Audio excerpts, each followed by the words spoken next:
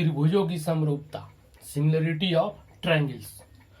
दो त्रिभुज समरूप होते हैं, दो त्रिभुज समरूप होते हैं।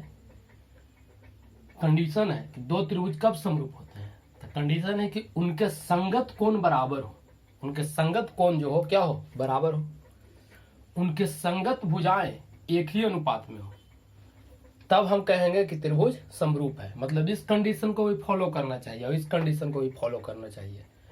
कोण बराबर होना चाहिए संगत, और उनके संगत भुजा क्या हो, समानुपाती हो, तभी वह ट्रायंगल क्या होता है, समरूप होता है। अगर मान लिया जाए कि दो ट्रायंगल है, देखिए ए बी सी, और एक ट्रायंगल क्या है डी ई एफ, दो ट्रायंगल है, तो इसमें होना क्या चाहिए कि ए बी बटा डी ई, बी सी बटा ई एफ, और ए सी बटा डी एफ। मतलब ए बी बटा क्या होना चाहिए, डी, तो यहां लिखते हैं इसको ए बी बटा, देखिए यहां होना चाहिए क्या, ए बी बटा डी ई, बी सी बटा ई एफ, और ए सी बटा डी एफ हो। ठीक है, ए सी बटा डी एफ हो, मतलब ए भुजा इस भुजा के समानुपाती होनी चाहिए, ए भुजा इस भुजा के समानुपात होना चाहिए, और ए भुजा इस भुजा के समानुपाती होना चाहिए। और दूसरा कंडीशन क्या कहता है कि कोण ए कोण डी के बराबर, संगत कोण, तो ये कोण इसके बराबर, ई वाला कोण ए दोनों, ठीक है। कोण बी जो है कोण ई के बराबर, और कोण सी जो है कोण एफ के बराबर होना चाहिए। कोण सी जो है किसके बराबर होना चाहिए, कोण एफ के बराबर। ठीक है, माने संगत भुजा एक ही अनुपात में हो, संगत कोण क्या हो, बराबर हो।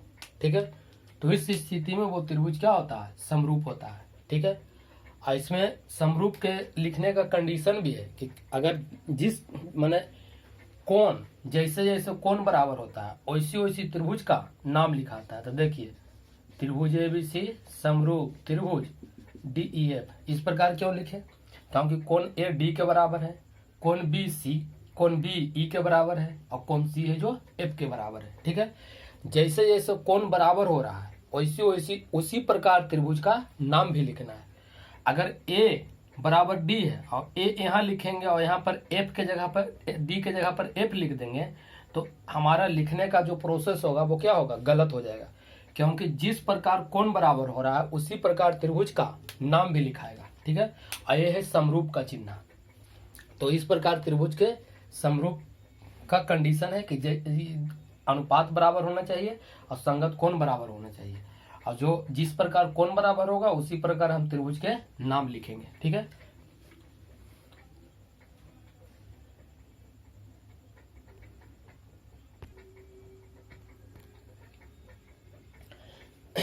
प्रमेय 6.1 थेल्स प्रमेय, इसी को एक और नाम है आधारभूत समानुपातिकता प्रमेय। थेल्स प्रमेय को ही आधारभूत समानुपातिकता प्रमेय कहते हैं।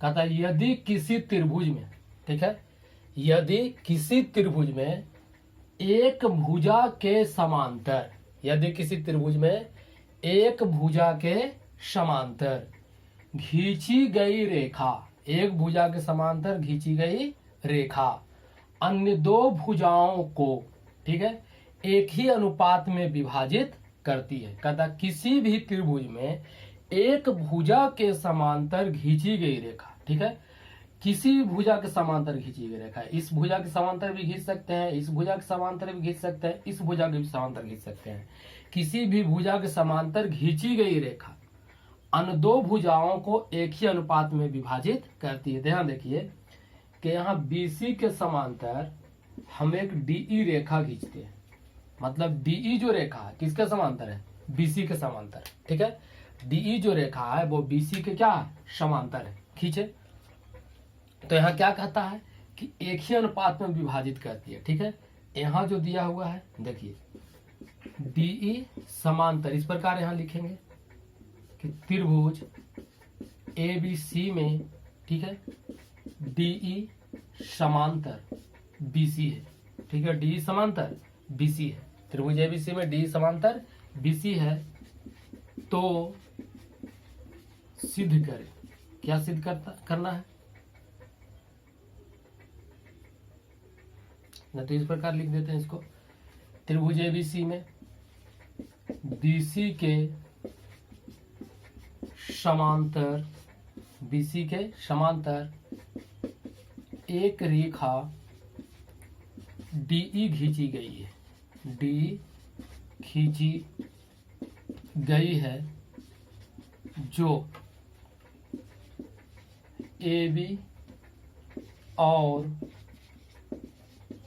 AC को, जो AB और AC को क्रमशः, जो AB और AC को क्रमशः D और E बिंदु पर, D और E बिंदु पर प्रतिच्छेद करती है, D और E बिंदु पर क्या करती है, प्रतिच्छेद करती है,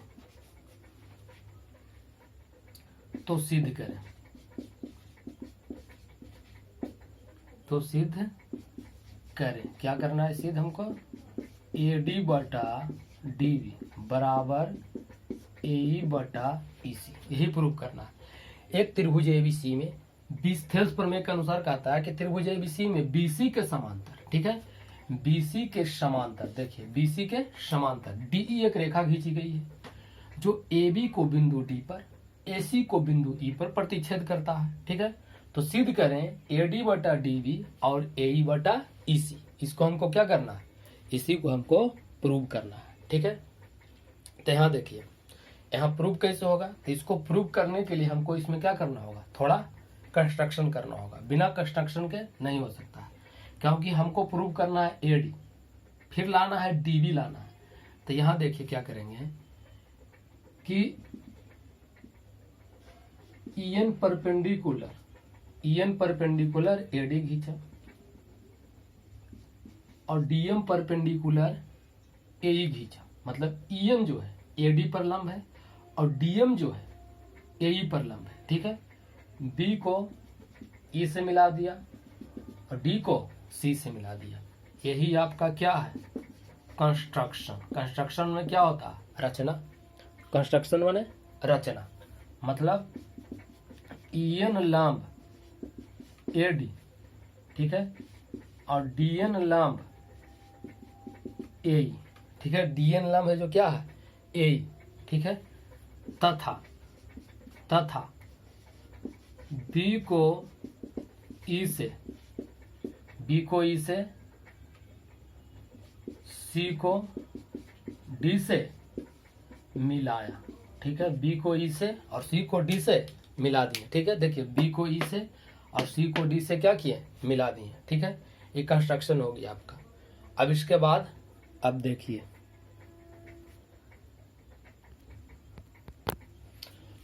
यहाँ देखिए समकोण त्रिभुज के एरिया कैसे निकलता है, आपको मालूम होगा।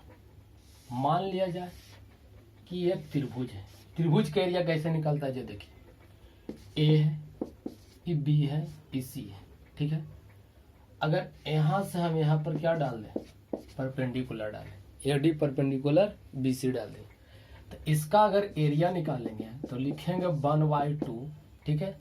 ये जो AD जो लंब है किस पर है, BC पर, तो यहाँ लिखेंगे 1/2 आधार गुना ऊंचाई लिखेंगे, ठीक है।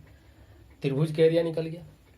अगर मान लिया जाए कि हमको त्रिभुज क्या है, इस प्रकार के न्यूनकोण त्रिभुज है, देखिए इस प्रकार के अगर त्रिभुज रहेगा तो कैसे एरिया निकालेंगे, मतलब इस प्रकार का त्रिभुज रहेगा था, न्यूनकोण त्रिभुज है ABC, किसी भी प्रकार का त्रिभुज का एरिया 1/2 आधार गुना ऊंचाई ही होता है, मतलब किसी भी प्रकार का त्रिभुज हो। अगर न्यूनकोण त्रिभुज भी रहेगा, देखिए अगर न्यूनकोण त्रिभुज भी हो तो भी एरिया यही होगा, किस प्रकार एरिया यही होगा। तो देखिए क्या करेंगे, यहाँ से हम यहाँ पर क्या डालते हैं, लंब, और इसको हम क्या करते हैं, BC को बढ़ा देते हैं तो यहाँ लंब हो गया। तब इसका एरिया निकालेंगे तो लिखेंगे 1/2 गुना। अब देखिए ये जो परपेंडिकुलर है ये किस पर है परपेंडिकुलर, BC को थोड़ा सा बढ़ाए हैं, तो मतलब BC के थोड़ा सा जो बढ़ाए हैं मतलब BC पर ही परपेंडिकुलर है। तो यहाँ लिखेंगे आधार, ये BC आधार हो जाएगा और ये क्या हो जाएगा, इसको D मान लेते हैं, AD ऊंचाई हो जाएगा। ठीक है, तो न्यूनकोण त्रिभुज है, तो इस प्रकार हम क्या करेंगे, इसमें थोड़ा सा BC को बढ़ा देंगे और यहाँ से यहाँ परपेंडिकुलर डाल देंगे, तो 1/2 आधार गुना ऊंचाई हो जाएगा। ठीक है, तो यही दोनों प्रोसेस का प्रयोग इस ट्रायंगल को प्रूव करने में करेंगे। और इसका तीसरा रूल क्या है कि हम जानते हैं कि दो समांतर भुजाओं के बीच बना त्रिभुज का एरिया हमेशा क्या होता है, बराबर। देखिए DE और BC ये दोनों क्या है, दो समांतर भुजाओं के बीच बना त्रिभुज का एरिया बराबर होता है। और क्या है कि अगर दो समांतर भुजा है और त्रिभुज का आधार अगर एक ही हो, ठीक है, त्रिभुज का आधार मतलब कहने का मतलब है कि दो समांतर भुजा है, ठीक है, और त्रिभुज का आधार क्या हो, एक ही हो, ठीक है, तो भी त्रिभुज का एरिया आपस में क्या होगा, बराबर। ये लास्ट पॉइंट है, इसको बाद में देखेंगे। तो इस प्रकार त्रिभुज का एरिया निकलेगा। तो यहाँ आप देख सकते हैं, देखिए हम निकाल देते हैं पहले एरिया ऑफ ट्रायंगल ADE। देखिए ADE, तो एरिया ऑफ ट्रायंगल ADE क्या हो जाएगा, ADE। तो ADE होगा 1/2, ठीक है, ADE क्या होगा 1/2, ठीक है, आधार गुना ऊंचाई। अगर हम EN परपेंडिकुलर का प्रयोग करेंगे तो आधार AD हो जाएगा, तो AD गुना क्या हो जाएगा, EN, AD गुना EN हो जाएगा। ठीक है, 1/2 आधार गुना ऊंचाई 1/2, ठीक है, आधार हो जाएगा क्या AD और ऊंचाई क्या हो जाएगा EN हो जाएगा। इसको इक्वेशन 1 मान लेते हैं। ठीक है, अब देखिए अगर एरिया ऑफ ट्रायंगल ADE लेते हैं, फिर ADE, तब 1/2 अगर हम DM परपेंडिकुलर का प्रयोग करेंगे, किसका, DM परपेंडिकुलर का, ठीक है, तो आधार क्या हो जाएगा AE, तो AE आधार हो जाएगा और DM क्या हो जाएगा, परपेंडिकुलर हो जाएगा। कब, जब DM परपेंडिकुलर का प्रयोग करेंगे तब, तो 1/2 AE गुना DM हो जाएगा। अब देखिए हमको क्या प्रूव करना था, AD/DB लाना है। तो यहाँ देखिए एरिया ऑफ ट्रायंगल BDE, देखिए BDE में देखिए इसको थोड़ा सा हम गाढ़ा कर देते हैं, ठीक है, समझने के लिए। देखिए BDE, यही है त्रिभुज BDE। देखिए ये त्रिभुज क्या है, BDE है। अब इसका एरिया कैसे निकलेगा, तो ये देखिए ये कैसा त्रिभुज है, एक न्यूनकोण त्रिभुज बन रहा है। ठीक है, ये जो है क्या है, एक न्यूनकोण त्रिभुज बन रहा है। तो इसका भी एरिया क्या होना चाहिए, 1/2 आधार गुना ऊंचाई। तो यहाँ देखिए यह एक न्यूनकोण त्रिभुज बन रहा है। ठीक है, अब देखिए यहाँ से हम यहाँ परपेंडिकुलर खींचे हैं, मतलब न्यूनकोण जो त्रिभुज है, ठीक है, तो यहाँ ई बिंदु से हम इस भुजा पर क्या खींचे हैं, परपेंडिकुलर। तो इसका मतलब है कि BD को थोड़ा सा बढ़ा दिए था ना, ये परपेंडिकुलर इस पर आके मिला। ठीक है, मतलब ये BD को ही क्या है, बढ़ा हुआ भाग तो है ही, और यहाँ से यहाँ ये परपेंडिकुलर खींचे। ठीक है, इसका मतलब हो जाएगा कि ये परपेंडिकुलर जो है BD के बढ़ा हुआ भाग पर है, तो इसका मतलब इसके लिए BD आधार हो जाएगा और EN क्या हो जाएगा, परपेंडिकुलर। क्योंकि अभी हम बताएं कि अगर इस प्रकार के त्रिभुज रहे तब एरिया कैसे निकलेगा। देखिए अभी अगर इस प्रकार के त्रिभुज है तब एरिया कैसे निकलेगा, तो क्या करेंगे, इसको थोड़ा सा बढ़ाएंगे और यहाँ पर से यहाँ पर क्या डालेंगे, परपेंडिकुलर। A हो जाएगा इसके लिए आधार और A हो जाएगा ऊंचाई। तो यहाँ भी वही बात है। देखिए यह एक न्यूनकोण त्रिभुज है, ठीक है, इसमें क्या किए कि यहाँ BD को, ये तो पूरा एक ही भुजा है, ठीक है, बढ़ा हुआ तो है ही, और यहाँ से हम यहाँ पर इस पर क्या डालें, परपेंडिकुलर। तो जब परपेंडिकुलर डालें तो इस ट्रायंगल के लिए ये हो गया लंब, ठीक है, जैसे इसमें यह लंब हो गया था न्यूनकोण त्रिभुज में, उसी प्रकार इस ट्रायंगल के लिए A हो गया लंब और ये BD क्या हो गया, आधार, क्योंकि BD को बढ़ाए ए तक बढ़ा हुआ भाग है BD के, तो ये BD क्या हो जाएगा, आधार, और EN क्या हो जाएगा, लंब, जैसे इसमें हो गया था, क्योंकि अगर A B C और D, तो ये BC क्या हो जाएगा, आधार, क्योंकि इसी के बढ़ा हुआ भाग पर ही लंब है, तो ये BC आधार हो जाएगा, ठीक है, और AD क्या हो जाएगा, लंब। तो यहाँ भी वही काम होगा, क्योंकि यहाँ पर से यहाँ पर ही लंब डाला हुआ पहले से था रचना में। तो जब इस ट्रायंगल में हम चलेंगे, ठीक है, तो यहाँ से यहाँ पर ये लंब डालें, तो ये तो लंब हो गया इस ट्रायंगल के लिए, ठीक, और ये क्या हो जाएगा, ये BD भुजा आधार हो जाएगा, तो यहाँ हो जाएगा आधार गुना ऊंचाई, तो BD गुना हो जाएगा EN, इक्वेशन क्या हो जाएगा, 3 हो जाएगा। इसी प्रकार अब हमको क्या लाना था, अब BD तो आ गया, अब हमको अगला क्या लाना है, EC लाना है, ठीक है, तो यहाँ भी वही प्रोसेस करेंगे। एरिया ऑफ ट्रायंगल, EC में इस ट्रायंगल में चलेंगे, देखिए इस ट्रायंगल में चलेंगे, ठीक है, DEC में, तो DEC में क्या होगा, वही प्रोसेस है, काहे कि त्रिभुज के लिए 1/2 आधार गुना ऊंचाई होता है, तो सभी त्रिभुज के लिए होना चाहिए, तो ये न्यूनकोण त्रिभुज है, ठीक है, तो यहाँ देखिए क्या किए हैं, ये न्यूनकोण त्रिभुज है, ठीक है, तो यहाँ पर से ई जो है ये लंब हो जाएगा, ठीक है, इसके लिए, और इसके बढ़ा हुआ भाग मतलब EC को A तक बढ़ाए हैं, तो A जब लंब हो जाएगा और इसको यहाँ तक बढ़ाए हैं, तो EC क्या हो जाएगा, आधार हो जाएगा, क्योंकि A जब लंब हो गया, काहे कि न्यूनकोण त्रिभुज